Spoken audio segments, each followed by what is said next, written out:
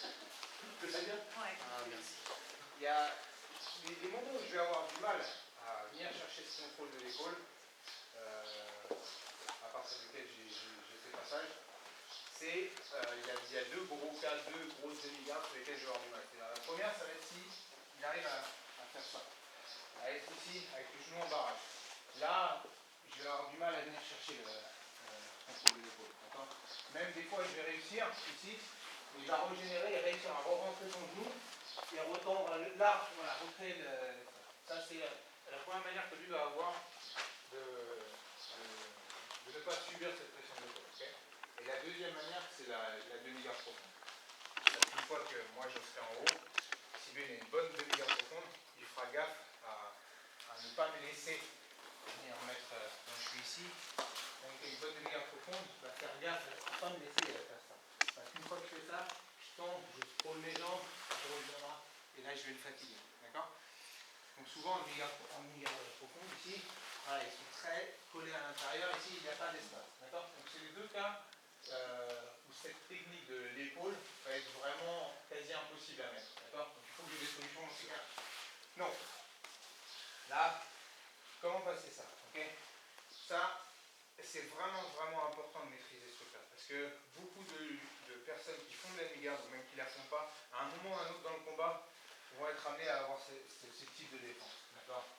Donc là, ce que je vais faire, je vais être bas, fermé ici. Okay, pourquoi? Parce que là, ça, pour lui, c'est un chemin qu'il va prendre pour aller chercher l'underhook. Okay, donc, plus l'underhook est haut, plus j'ai de problèmes. D'accord? Donc, dès le départ, avant qu'il y ait l'underhook, je suis bas ici. Okay, je vais essayer de mettre l'underhook là. Je ne laisse pas d'espace.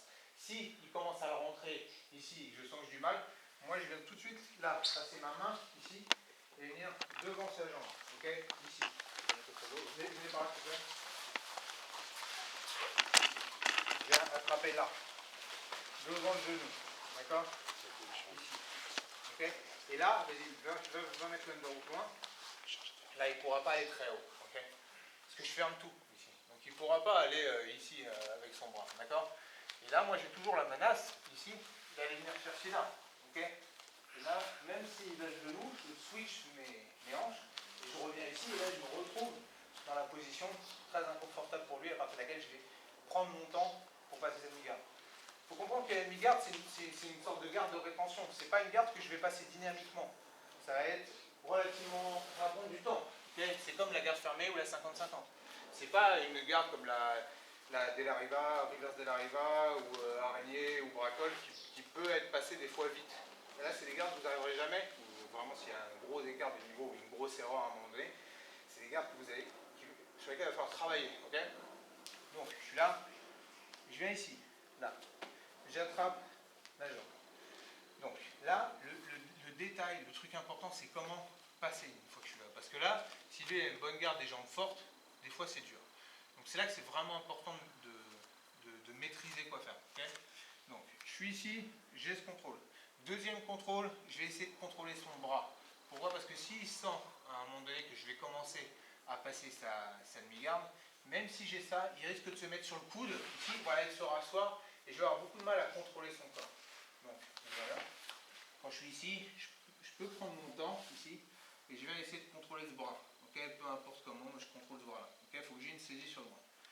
Une fois que je suis là, je garde tes jambes fortes. Et je suis là, je vais venir tendre ici.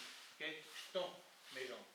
Voilà, okay, et je viens mettre la pression avec mon épaule ici. Okay, je baisse son genou là. Donc, je suis ici, je baisse son genou là.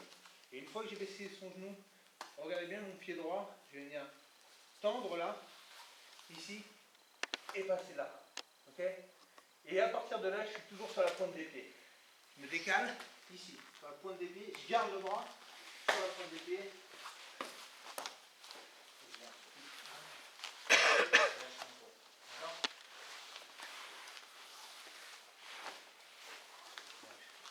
Je suis ici. Là, devant le genou. J'enroule, j'attrape la toile. Ici, j'attrape le bras. Ici,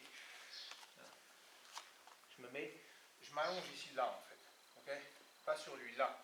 L'idée c'est de mettre une pression sur ce genou. là, ici. Un peu cool. Pression sur le genou, ici. Okay, je mets mes hanches au sol. Et là, c'est le petit mouvement ici qui est le détail qui fait que je vais passer. C'est cette espèce de mouvement d'essuie-glace du genou droit. Okay, allez bien, je suis là, je tends ici, je tends et je reviens. Vas-y, ferme. Là. Ok. Là. Ici. Là, je suis sorti. Une fois que je suis sorti, je mets une grosse pression sur les deux choses que je tiens, à savoir son coude et sa jambe. Et je me décale sur la pointe des pieds. Ici. Là. Ok. Et je viens sous son épaule.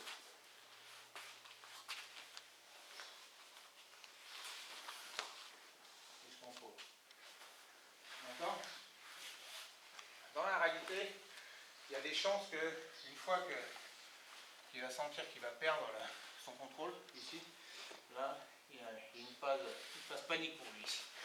Donc là, souvent, il essaie de rouler sur l'épaule. Et là, ça va être à vous de voir. Des fois, vous allez devoir changer vos bases. Ici, il pourra chercher là. Ou alors, des fois, vous allez juste venir là, ici. Et juste venir mettre le genou sur le ventre, ça va suffire. Ou alors, des fois, vous allez venir là. Vous allez revenir clouer ses hanches ici pour venir passer de l'autre côté. Ok? Mais je dirais, peu importe ce que vous faites, en gros là vous avez commencé à la mettre gravement sur la défensive et vous avez fait 90% du travail. Et dans l'opération, il va perdre beaucoup d'énergie aussi. D'accord? Le mode panique, c'est perdre d'énergie. Donc, ici, là.